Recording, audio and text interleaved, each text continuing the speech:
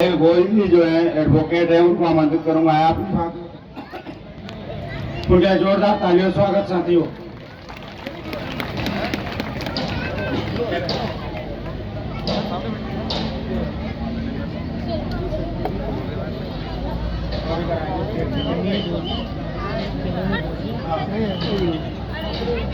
मंच पे विराजमान सभी हमारे आदरणीय किसान योद्धा गुरनाम चढ़ूनी जी,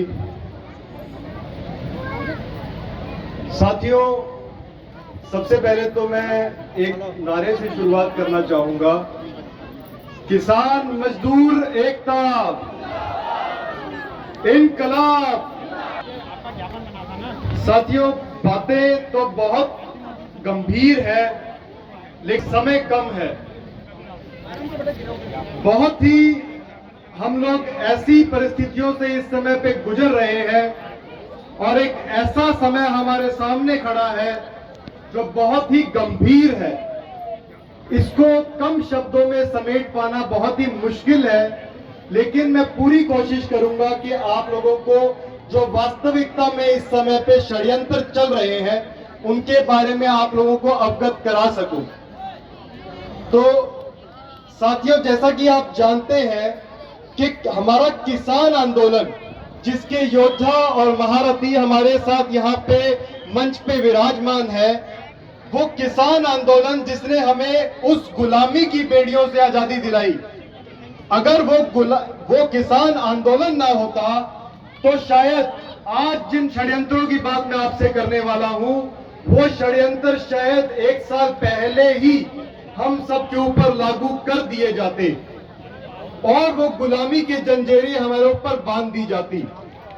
तो उस किसान आंदोलन ने ये शो किया कि कोई बीमारी ही नहीं है। एक बीमारी ट्रेंडिंग चल रही है, आप सब जानते हो। ये षड्यंत्र इतने गहरे हैं कि मैं नाम लूंगा तो हो सकता है कि ये वीडियो डिलीट कर दी जाए। तो एक कथाकथित बीमारी चल रही है जिससे आप सबको नुकसान हुआ पिछले 2 सालों के अंदर। आप सब समझ रहे हैं मैं किसकी बात कर रहा हूं। मार्च 23, 2020 से हमारे देश के अंदर एक रूपरेखा बनी और हमारे देश के अंदर लगातार एक तालाबंदी का दौर शुरू हुआ, जिस तालाबंदी के माध्यम से हमारे सारे कानून रोक लिए गए और आप लोगों की आजादी को बाध्य कर दिया गया। आप लोगों को कह दिया गया कि आप घरों में बंद हो जाइए, आपके काम धंधे चौपट हो गए। हमारे किसान भाइयों को दुनिया भर का नुकसान हुआ, हमारे मजदूर भाइयों की नौकरी चली गई। कोई हरियाणा से पंजाब की तरफ चल के जा रहा था, कोई हरियाणा से यूपी की तरफ चल के जा रहा था और इन सरकारों ने उन कॉरपोरेट घरानों के लिए सब कुछ किया। जहां आम जनता की रोजी रोटी जो है रात दिन जिसको नुकसान हो रहा था, वहीं उन कॉरपोरेट घरानों की आमदन बढ़ती जा रही थी, दिन दुगनी और रात चौगनी होती जा रही थी। उसी से रिलेटेड, उसी से मुतल्लिक जो ये षड्यंत्र चलते आ रहे हैं, हमारे किसान आंदोलन ने दिखाया ऐसा कोई बीमारी नहीं थी। वहां लोग सब मिलते जुलते रहे, लाखों की तादाद में इकट्ठे हुए। एक अकेला इंसान जो है हमारा किसान भाई या मजदूर भाई इस कथाकथित बीमारी से नहीं मरा, लेकिन फिर भी सरकारों ने इन बीमारियों के नाम पे आप लोगों को बाध्य किया, आपके सारे अधिकार आपसे छीन लिए। आपको कहा कि आप सामाजिक दूरी रखिए, आपको कहा कि आप मुंह पे मुखौटा लगा लीजिए। ये नहीं कहा कि इस मुंह पे मुखौटा जो आप लगा रहे हैं, इस मुंह के मुखौटे का फायदा क्या है। फायदा कुछ नहीं था, लेकिन नुकसान बहुत ज्यादा थे, जिसमें से एक था कि आप लोगों के शरीर के अंदर ऑक्सीजन की सप्लाई घट जाती है और आपके शरीरों के अंदर कार्बन डाइऑक्साइड बढ़ जाती है। अब सरकार ने इस बीमारी के लिए क्या किया? सरकार ने आपको कहा कि भाई, आपने कहा कि ये बीमारी कैसे होती है। सरकार कहती है आपको नहीं पता लगेगा। तो हमने कहा भाई कैसे पता लगेगा? सरकार कहती आप ये टेस्ट करवा लो। हमने कहा जी टेस्ट करवा लेते हैं, ठीक है, तो पता लग जाएगा। कि हाँ जी पता तो लग जाएगा। हमने कहा टेस्ट क्या पक्का है? कि नहीं जी पक्का भी हो सकता है, कच्चा भी हो सकता है, कोई गारंटी नहीं है टेस्ट की, लेकिन आपको करवाना पड़ेगा। अब टेस्ट करवा लिया, टेस्ट में पक्का आ गया, तो भाई अब क्या करें? तो सरकार ने कहा वो सुई लगवा लो बूटी।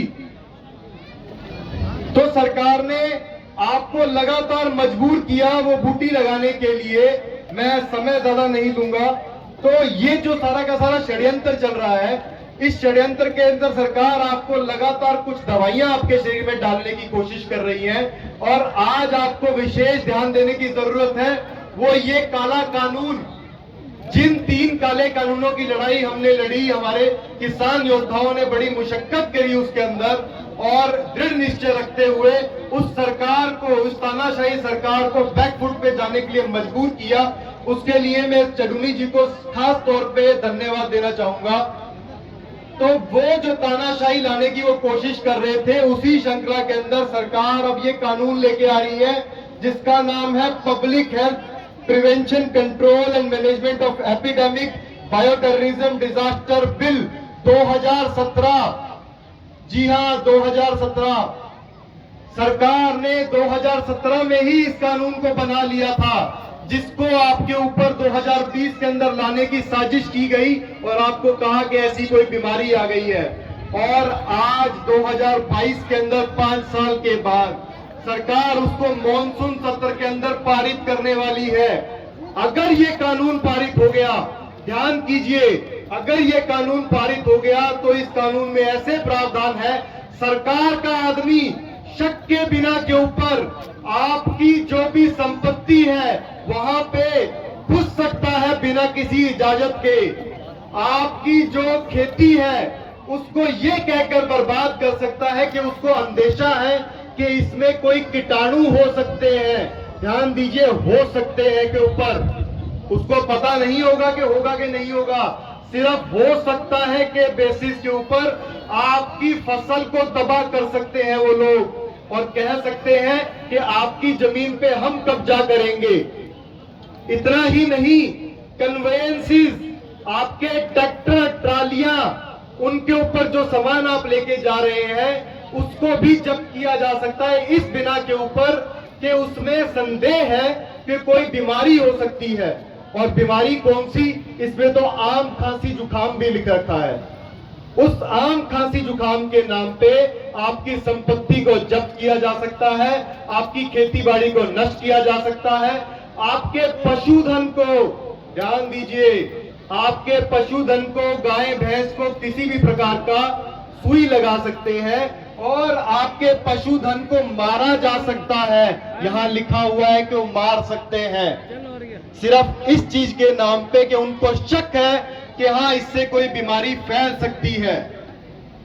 आज आप देख रहे हैं सरकारें जो हैं हरियाणा के अंदर, राजस्थान में और गुजरात में इस प्रकार के कानून लेके आई है कि शहरों के अंदर आप अपनी गाय भैंसों को नहीं रख सकते एक से ज्यादा।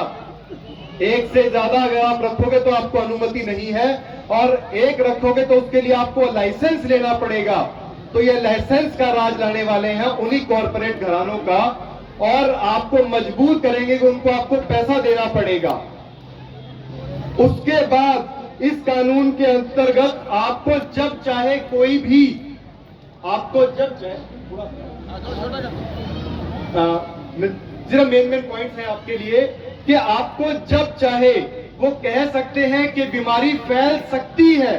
ध्यान दीजिए, फैल सकती है के बिना पे, उस बिना पे आपको कहा जा सकता है अपने अपने घरों के अंदर आप बंद हो जाइए, आप अपनी अपनी जमीन को छोड़ दीजिए, आप अपनी अपनी संपत्ति को छोड़ दीजिए। आपके घर में से किसी भी व्यक्ति को आइसोलेट किया जा सकता है, यानी कि उसको उठा के, सरकार का आदमी उसको उठा के लेके जा सकता है कि सरकार के तंत्र के अगर किसी प्रशासन के अधिकारी के मन में आ गया तो वह हमारे घर की बहन बेटियों को भी उठा के ले जा सकता है। ध्यान रखिए इस बात को। इन शब्दों के व्याख्यान सरकार ने 2017 में कर दिए थे। और वो जो टेस्ट की मैं बात कर रहा हूं, वो टेस्ट भी सरकार ने 2017 में मंगा लिया था। और ये कहते हैं कि किसी बीमारी के नाम पे होता है ये, तो ये कोई बीमारी के नाम पे नहीं हो रहा। ये सारा का सारा षड्यंत्र जो चल रहा है, ये फोर्थ इंडस्ट्रियल रेवोल्यूशन के लिए किया जा रहा है। इसके तहत रोबोट्स उतारने इन्होंने, और आर्टिफिशियल इंटेलिजेंस के माध्यम से जो काम आप लोग करते हैं वो काम सारा कंप्यूटर के माध्यम से किया जाएगा और रोबोट्स के माध्यम से किया जाएगा। तो ये बहुत गहरे षड्यंत्र है, लेकिन इसके लिए आप सबको मिलकर आवाज उठानी होगी। और मैं मंच पे जो हमारे विराजमान है, जो हमारे किसान योद्धा, उनसे मैं चाहूंगा कि हमारा समर्थन करें इसके अंदर, क्योंकि ये बहुत बड़ी लड़ाई है। और जैसे कि हम सबने मिलके किसान आंदोलन के लिए लड़ाई लड़ी और इस सरकार को बैकफुट पे जाने के लिए मजबूर किया, उसी तरह से इस कानून को रोकने की इस समय पे बहुत ज्यादा आवश्यकता है। और ज्यादा मैं नहीं कहूंगा, इसमें सरकार ने ऐसे भी प्रावधान किए हैं कि आपकी चिट्ठी पत्री तक को रोक सकते हैं। ध्यान दीजिए, आपकी चिट्ठी पत्री को भी रोक सकते हैं। आप सरकार को कोई चिट्ठी लिखेंगे तो वो रोक दी जाएगी। तो ऐसे ऐसे प्रावधान है इस कानून के अंदर, आप पढ़िए इनको।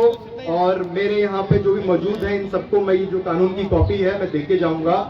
और मैं चाहूंगा कि आप सब लोग जो है इसके अंदर हमारा सपोर्ट करें, क्योंकि ये बहुत ही गहरे षड्यंत्र हैं। और ये सब लोग जो है हमें पूरा कंट्रोल करना चाहते हैं, हमारे खेती पे, हमारे अनाज पे जो घर में पड़ा हुआ हर एक चीज पे कंट्रोल करना चाहते हैं। और सरकार चाहती है कि आपका अनाज भी सरकार के नियंत्रण में हो, क्योंकि जब आपका अनाज सरकार के नियंत्रण में होगा तभी आप लोग जो है पूरे गुलाम बन पाएंगे।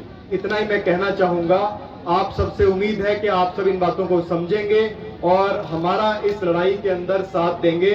इसी के साथ किसान मजदूर एकता, इनकलाब।